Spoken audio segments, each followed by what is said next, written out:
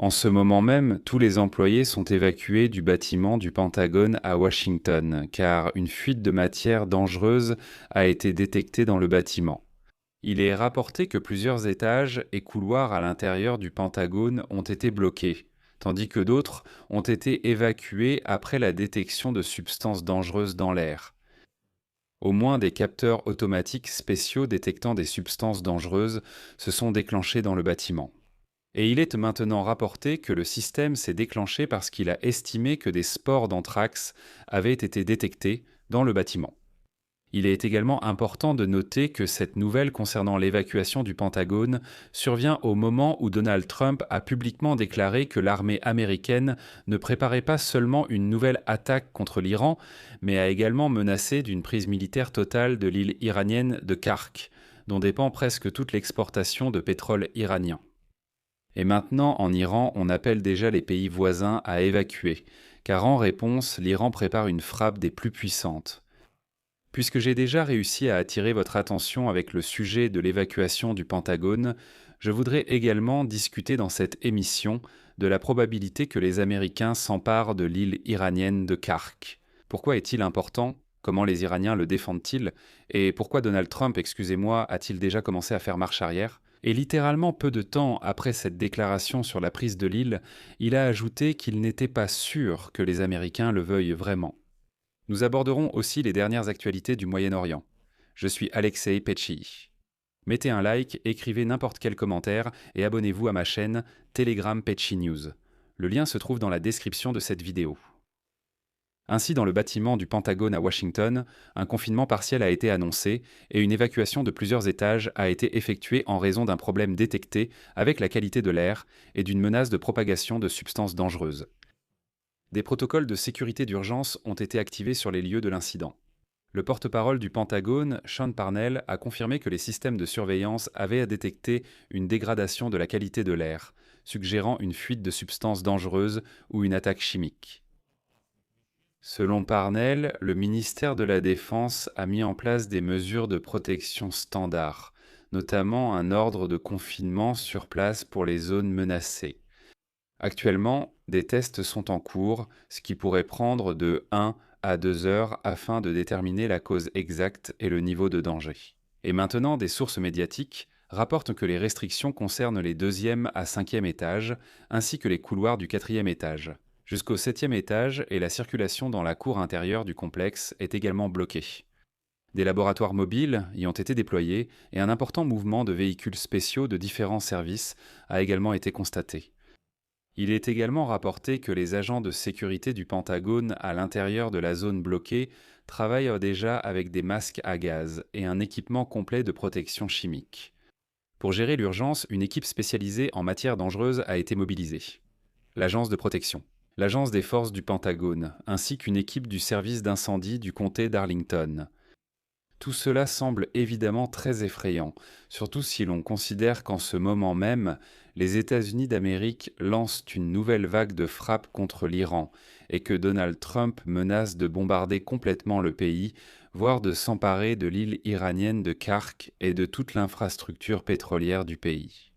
Il s'est avéré plus tard que la situation n'était pas si dramatique. Et voilà que CNN a rapporté que l'évacuation avait été déclenchée après que le système de détection du Pentagone a détecté la présence possible d'anthrax.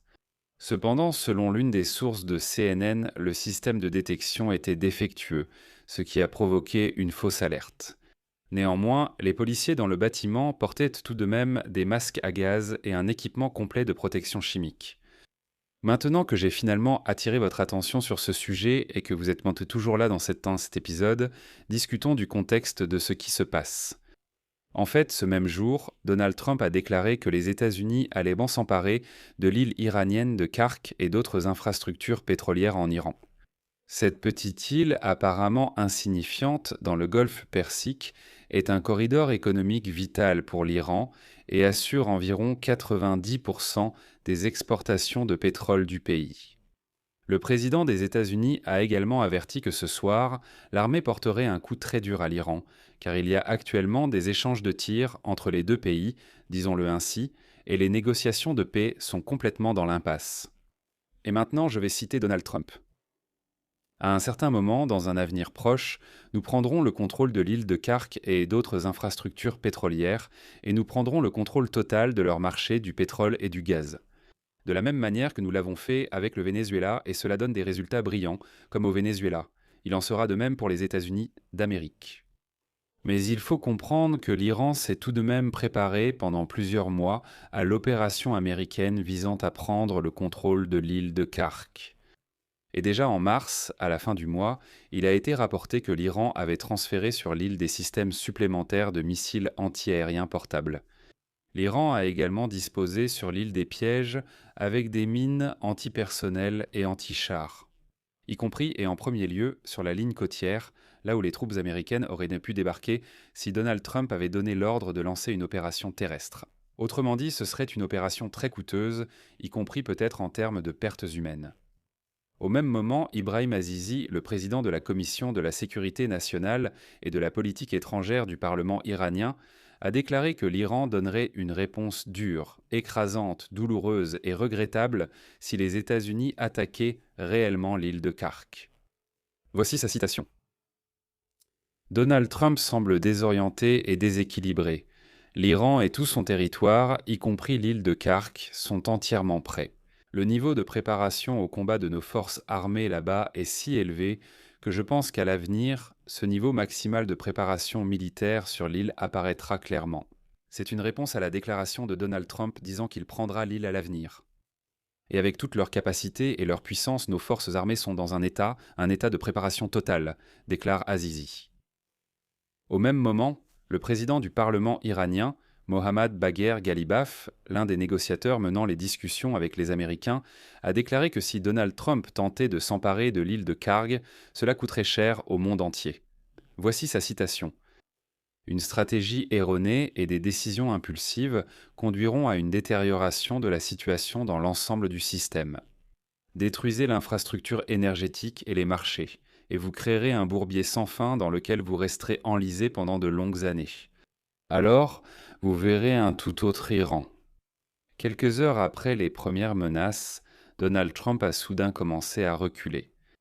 Le président américain Donald Trump a reconnu qu'il n'était pas sûr que les Américains aient la volonté de mener une opération militaire d'envergure, qui serait nécessaire pour prendre l'île de Khark. Il dit que bien sûr, il serait bien sûr prêt à prendre l'île de Khark lui-même, mais il n'est pas sûr que le peuple américain le soutienne dans cette démarche. C'est pourquoi lui, en tant qu'homme qui écoute bien sûr le peuple américain, annulera très probablement cette opération. Voilà, il n'a même pas encore commencé, qu'il annule déjà, en quelque sorte. Bon, laissez-moi vous citer Trump. La prise de l'île de Khark, un grand centre pétrolier dans le détroit d'Ormuz, serait pour moi l'option préférable. Mais je ne suis pas sûr que que le peuple américain en ait vraiment envie. Je pense qu'il préférerait que nous rentrions à la maison. L'Iran veut vraiment conclure un accord.